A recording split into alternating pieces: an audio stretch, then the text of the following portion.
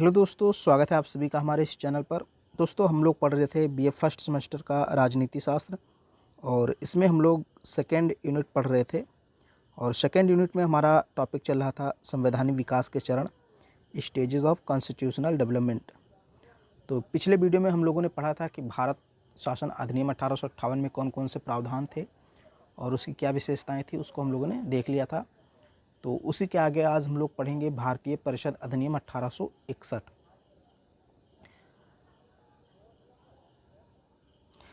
भारतीय परिषद अधिनियम 1861, चलिए देखते हैं इसमें कौन कौन से पॉइंट हैं।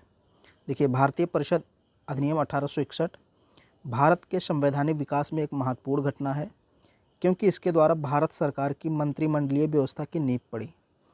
इस अधिनियम के प्रमुख प्रावधान निम्नलिखित हैं। तो इतना आपको याद रखना है कि कौन सा ऐसा अधिनियम था जिसके द्वारा भारतीय सरकार की मंत्रिमंडलीय व्यवस्था की नींव पड़ी।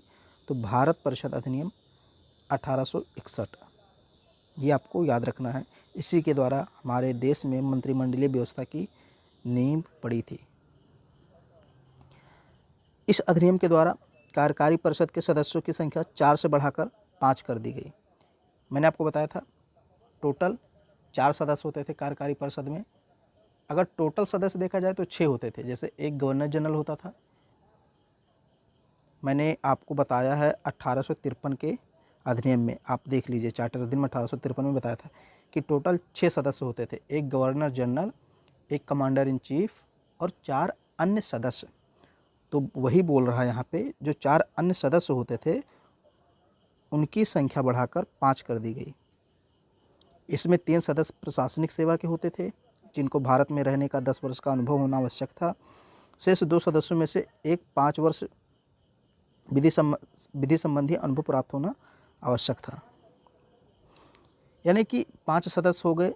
5 सदस्यों में से 3 ऐसे थे जो प्रशासनिक सेवा के होते थे, यानी कि आईएएस जैसे आज होते हैं, आईएएस पीसीएस ऐसे।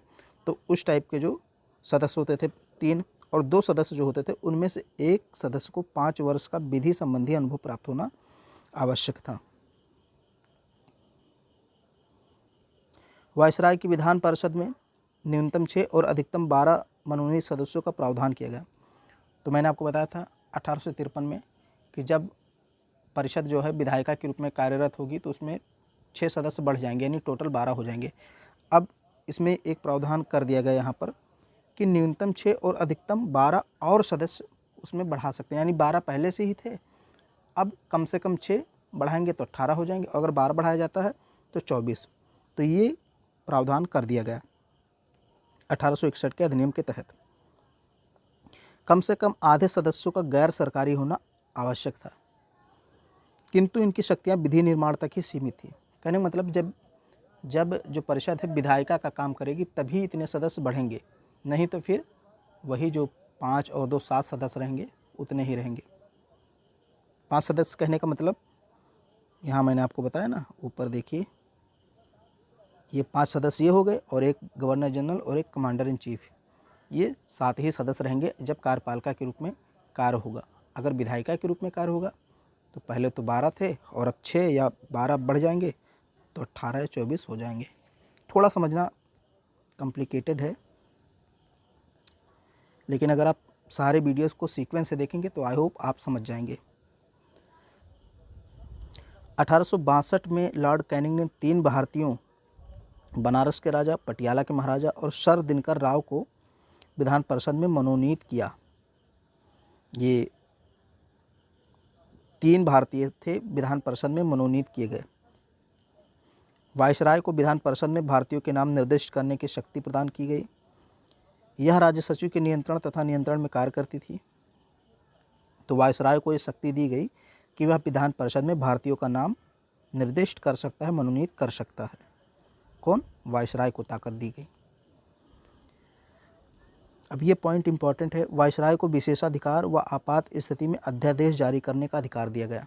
ये कई बार पूछा गया है विभिन्न प्रतियोगी परीक्षाओं में कि कौन सा ऐसा भारतीय परिषद अधिनियम था जिसके तहत वायसराय को विशेषाधिकार दिया गया, आपात स्थिति में अध्यादेश जारी करने की शक्ति दी गई। तो भारतीय परिषद अधिनियम 1861 के तहत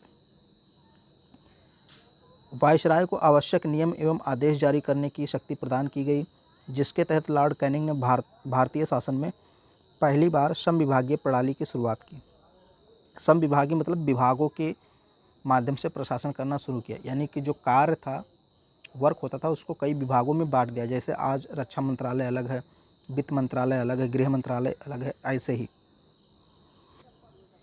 तो विभागीय या समविभागीय प्रणाली या पोर्टफोलियो सिस्टम की शुरुआत 1861 अधिनियम के तहत हुई थी।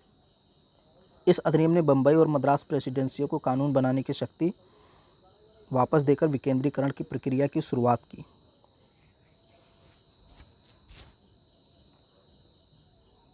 तो इतना ही था भारतीय परिषद अधिनियम 1861। और अब हम लोग बात करेंगे सीधे 1892 का जो भारतीय परिषद अधिनियम था उसके बारे में। तो अगले वीडियो में हम लोग बात करेंगे। उम्मीद करता हूँ वीडियो आपको पसंद आया होगा, तो इसको लाइक कर दीजिए, शेयर कर दीजिए, और चैनल पर पहली बार आए तो चैनल को सब्सक्राइब जरूर कीजिए।